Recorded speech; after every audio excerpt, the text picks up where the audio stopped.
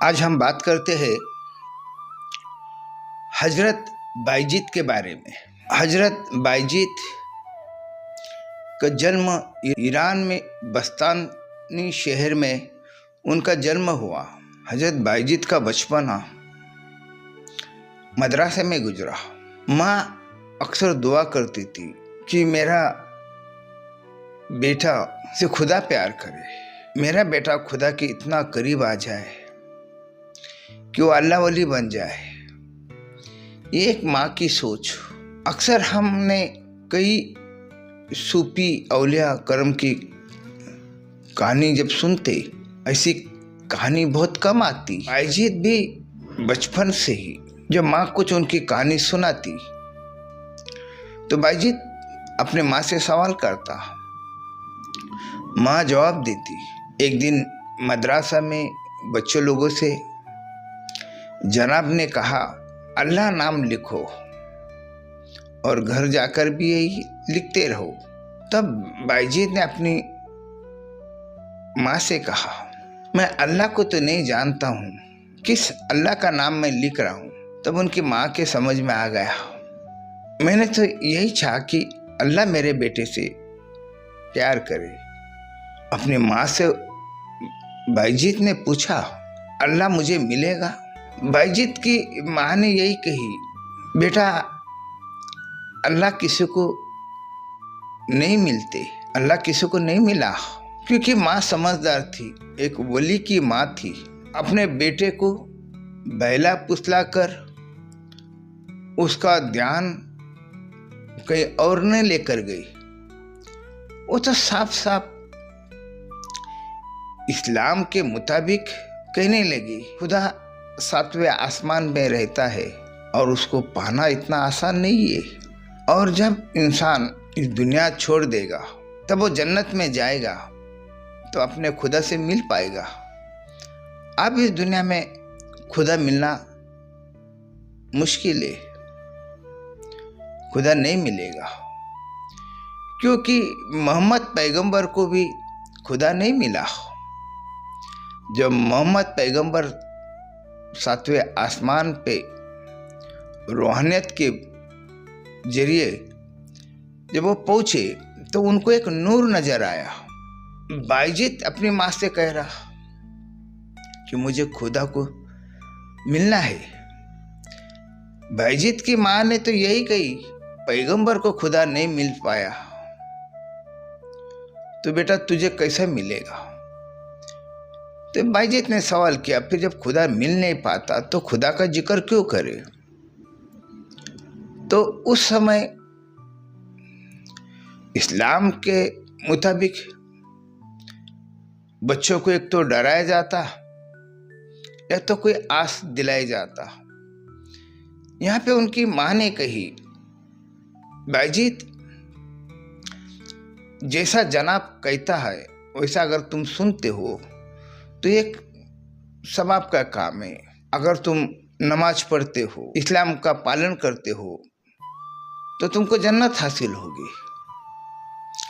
अगर नहीं करते हो तो दोज़ख हासिल होगी। तुमको जन्नत को पाने के लिए नमाज पढ़ना होगा, धर्म का पालन करना होगा। तो बायजीत मदरसा में जाते रहे।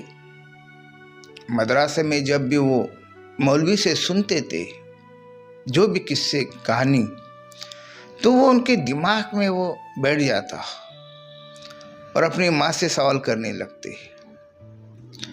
तो माँ कई बार जवाब दे नहीं पाती क्योंकि सवाल ही इतना बायजीत सीधा सीधा करता था। अब सीधा जवाब देना ये उनकी माँ के भी समझ के बाहर था। वो तो यही चाहती थी कि मेरा बेटा खुदा से प्यार करे और खुदा भी मेरे बच्चे से इतना प्यार करे कि मेरा बच्चा अल्लाह वली बन जाए। ये सोचने में तो आसान है, मगर हकीकत के भीतर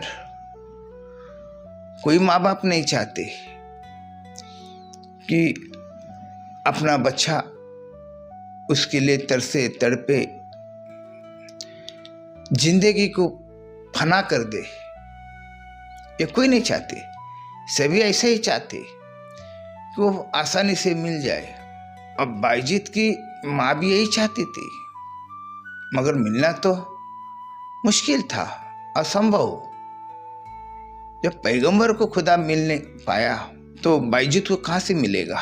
तो बायजीत के उम्र बढ़ती गई और बायजीत के भीतर उलझन बढ़ने लगी, घबराहट होने लगी, तकलीफ होने लगी कि जब उसका नाम लिया जाता है, क्योंकि बायजीत को तो बचपन से यही सुनाया गया, उस अल्लाह को एक व्यक्ति की तरह समझाया गया था कि वो तुमको ऐसा करता, तुमको वैसा करता, सब एक व्यक्ति की तरह। अब बायजीत का भी दिमाग में वही बात बैठ गई, एक व्यक्ति की तरह। तो बायजीत ने तो जिद कर बैठा, क्यों नहीं मिलेगा, वो मुझे मिलेगा। तो बायजीत अपने घर से निकल गए और खोजने में जुट गए। बाहर वो नमाज भी पढ़ते थे और खोजते भी। इस्लाम के भीतर अल्लाह को खोजा नहीं जाता, धर्मों में तो यही बताए, उससे जुड़ने का रास्ता नमाज है और तुमको उससे मिलना होगा वो आखिरत में, और वो जन्नत में मिलेगा। और बायजीत के पास दो ही बात, यह तो बायजीत चाहता था कि मैं मर के खुदा को जानूं या इसी दुनिया में मैं जानूं। ये दोनों बात, गहरी बातों में बायजीत आ गए। और बायजीत को जो मौलवी ने कुछ बात समझाया था, सिखाया था, वो भी बात दिमाग में थी, माँ की भी बात दिमाग में थी, मगर बायजीत का दिमाग कुछ और तरीके से चलने लगा। बायजीत के मन में आने लगा, मुझे जन्नत नहीं चाहिए, तो फिर मैं क्या जन्नत के आस से नमाज पढ़ रहा हूँ। मुझे जन्नत नहीं चाहिए, मुझे अल्लाह चाहिए। फिर एक दूसरा सवाल आया कि मैं जोजक के डर से तो नमाज नहीं पढ़ रहा। फिर मन के भीतर आया, मैं जोजक के डर से नमाज नहीं पढ़ रहा हूँ, मुझे उसको पाना है, मगर पाने का जो तरीका है वो बायजीत के समझ में नहीं आया। बायजीत भटकता रहा, खोजता रहा कि वो कहीं तो कहीं मिल जाएगा। कई बार बायजीत को वहम होने का, कुछ तो कुछ नजर आने का, और फिर बायजीत यही कहने लगा, मैंने उसको पाया है। फिर पता चल रहा ये तो मेरा वहम था, मैंने उसको नहीं पाया। बायजीत दर बदर भटकता रहा, कई रूहानियत के भीतर खोते खोते कई करामात उनके जीवन में आ गया। बायजीत हवा में चलने लगे, पानी पे से चलने लगते थे। बायजीत करामत से भरे हुए थे, मगर जो तकलीफ उनकी थी वो थी अल्लाह को पाने की। बायजीत ये सब चीज को नहीं मानते थे, क्योंकि बायजीत का मकसद यही था कि अल्लाह को जानना है, अल्लाह को पाना है। तो जब बचपन से ही मौलवी ने सिखाया कि नफ्स को मारना पड़ता, जो तुम्हारी जो ख्वाहिश है वो ख्वाहिश को मिटाना पड़ता, तुमको उसी के लिए जीना पड़ता। कई औलिया करम की कहानी मौलवी के दिमाग में थी, वो हिसाब से बायजीत को समझाया गया था। अब बायजीत के दिमाग में वही था कि मेरी जिंदगी उस अल्लाह को पाने के लिए है, बात की कोई चीज की जरूरत नहीं है। बायजीत के जिंदगी में, बायजीत में करामत भरी हुई थी। कई करामत उनके जीवन में इस तरह से आई कि बायजीत को ललचाना चाहिए। अलग अलग उनकी ख्वाहिश जगती रही और बायजीत अपने ख्वाहिश को मारते रहा। उस जमाने में कई लोगों ने यही कहा, बायजीत तो बहुत बड़ा वली बन गया, इन बातों से बायजीत के दिमाग में मैंपना नहीं आया। तुम मुझे कुछ भी समझो, मुझे कुछ भी कहो, मगर मुझे उसको जानना है और मैं वो जान नहीं पा रहा। जितना बायजीत अपने इंद्रिय जितना मीठा था, उतना इंद्रिय की जागृत होती, उतनी ख्वाहिश उनकी बढ़ने लगती और वो ख्वाहिश से लड़ने लगे।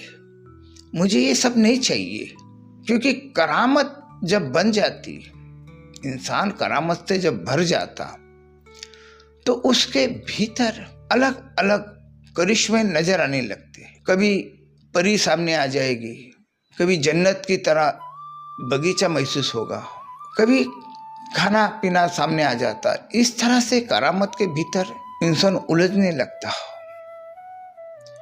ख्वाहिश को पालने लगता। और बायजीत अपने ख्वाहिश को मिटाने वाला था, हर बार अपने ख्वाहिश को मिटाता रहा। बायजीत सालों साल भूखा रहा, बायजीत कई साल सोया नहीं था। जिस चीज से बायजीत को सुकून मिलता, उस सुकून मिटाने के पीछे बायजीत पड़ जाते। बायजीत को सुकून चाहिए नहीं था। अब हम देखते इबादत इंसान करता है, ध्यान धारणा भी इंसान करता है, तो सुकून के लिए करता, वो शांति के लिए करता। मगर बायजीत के जीवन में अलग रहा। बायजीत ये सुकून से नफरत करता था, ये शांति से नफरत करता था, ये अपनी नींद चैन से नफरत करता था। वो कहता था कि मैं ये सुकून के लिए मैं अपना घर परिवार छोड़कर, धर्म छोड़कर, मैं यूं ही जंगल में ये सब सुख पाने के लिए मैं भटक नहीं रहा। मुझे तो अल्लाह चाहिए, मैं अल्लाह से मिलना चाहता। तो कई उस जमाने के जो मौलाना, तो उनके दिमाग में डाल दिए कि बायजीत मर जा तो जन्नत पहुंचेगा, तो अल्लाह मिलेगा। बायजीत ने यही कहा, मैं जन्नत की आस से कभी नमाज नहीं पढ़ा, तो मुझे जन्नत कैसी मिलेगी। और बायजीत को ये पता भी नहीं कि मरना कैसा। बायजीत तो यही कहता था कि मैं हर रोज मर रहा हूं, मगर वो मिल नहीं रहा। मैं हर रोज मरता हूं, मुझे लगता मैं जन्नत में पहुंच गया, मैं जन्नत में आ गया। मेरे इर्द गिर्द जन्नत का माहौल है। जो मैंने सुना था कि जन्नत में परी है, बहुत खूबसूरत जगह है, वो सब मैं देख रहा हूं, मैं महसूस कर रहा हूं। मैं जन्नत में तो हूं, मगर मेरा खुदा मुझे मिल नहीं रहा। बायजीत हर तरफ खोजने की कोशिश करता रहा, मिल नहीं रहा। अपने आप को बायजीत ने बहुत तकलीफ पहुंचाया, खाने से तकलीफ पहुंचाया, नींद सुकून से तकलीफ पहुंचाया, मगर अल्लाह मिल नहीं रहा। बायजीत भटक भटक के थक नहीं रहा। बायजीत अपने आप को, नफ्स को मारने के लिए जहां भी उसको मौका मिल जाता, अगर बायजीत थक भी जाता, थोड़ा सा बैठता, तो उसको याद आती, अरे तो मैं तो आराम कर रहा हूं, वो फिर उठ जाता। इस तरह का बायजीत के अल्लाह की खोज रही। और तब पता चला, तब भीतर से आवाज आई, बायजीत तू सालों साल मुझे खोजता रहा, तड़पता रहा, तरसता रहा। करामत से भरने के बावजूद भी, सारी सुकून शांति सब कुछ तेरे सामने मौजूद होते हुए भी तो मुझे खोजने में लगा। मैं तेरे भीतर हूं बायजीत, तू मुझे बाहर खोजने में लगा, दूसरों का सुनकर, धर्म का सुनकर। तू कभी मुझे जन्नत में खोजता, तो कभी वीरान में खोजता, हर तरफ तो मुझे खोजा, मैं तुझे मिल नहीं पाया, ना ही मैं तुझे बाहर मिलूंगा, मैं तेरे भीतर मौजूद हूं। तब बायजीत अपने आंखें बंद कर लिए और भीतर वो डूबने लगे। भीतर जब वो डूबते थे कई दिन वो एक जिंदा लाश की तरह उनकी हालत बन जाती, क्योंकि वो रूहानियत में खोने लगे। रूहानियत में जब वो खो जाते अपने भीतर, तब उनको महसूस हुआ कि बायजीत मिट गया। अब मिटा। इतने दिन तो बायजीत को लगता था कि मर गया, मगर बायजीत तब मरा नहीं था। तब उसके भीतर सोच थी कि अल्लाह को पाने की सोच थी, मगर जब भीतर बायजीत उतरा और तब बायजीत ने यही कहा, अब बायजीत मिट गया, बायजीत नहीं रहा, अब जो है वो वही है, बायजीत नहीं है। तब उनको पता चला, खुदा का एहसास हुआ कि खुद को मिटाने के बाद भी वो प्रकट होता, वो फिर तुम्हारे भीतर बनने लगता, वो तुम्हारे भीतर बन जाता। जिस तरह से हजरत मंसूर ने नारा लगाया, कहा था, इनल हक, मुझ में वो है, मगर यहाँ पे बायजीत ने मुझ में वो है ये बात नहीं कहा। मुझ रहा ही नहीं, तो मुझ में कहां से आएगा? क्योंकि बायजीत ने तो कहा बायजीत मिट गया, बायजीत खत्म हो गया, तो मुझ में का सवाल ही नहीं आता। मुझ में वो है, यानी मैं अलग और वो अलग, इस तरह की दो बात हो जाती। मगर यहां बायजीत ने एक बात कहा, बायजीत मिट गया, बायजीत अब है ही नहीं, जो है वो वही है। मैंने तो अपनी जिंदगी तुझे खोजने और तुझे पाने में लगा दिया। मैंने तो अपने ख्वाहिश को हर बार मारता रहा, अपनी ख्वाहिश तो मिट गई और मैं भी मिट गया। जब वो बायजीत पूरी तरह से मिट गए, फिर बायजीत लोगों की खिदमत में जुड़ गए। बायजीत ने जो रास्ता बताया वो भीतर का रास्ता था, इस्लाम के भीतर बाहर का रास्ता है। मोहम्मद पैगंबर ने कहा वो 7वें आसमान पे है। मुल्ला मौलवी ने कहा वो तुमको जन्नत में मिलेगा। मगर बायजीत कहता वो मेरे भीतर है और वही मिटने के बाद जो मुझे मिला।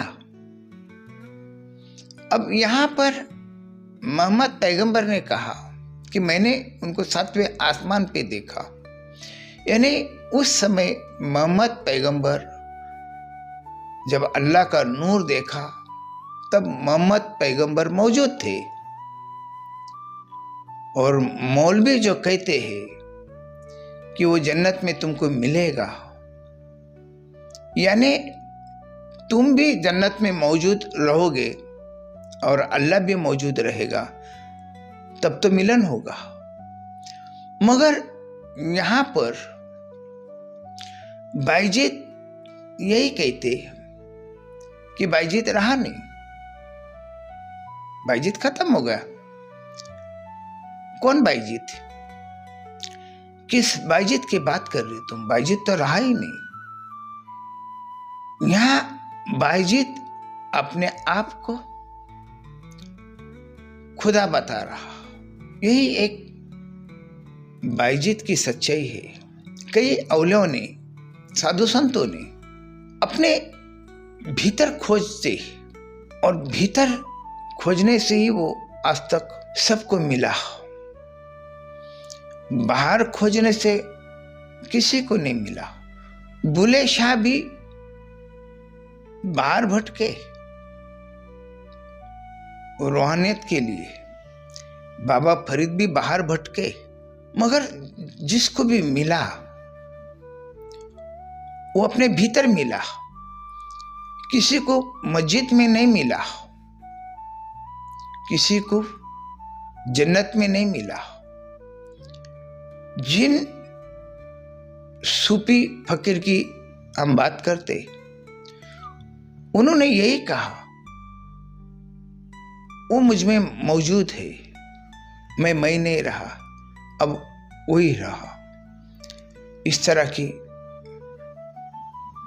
बायजीत, इस तरह बायजीत मिट गया। बस आज इतना ही।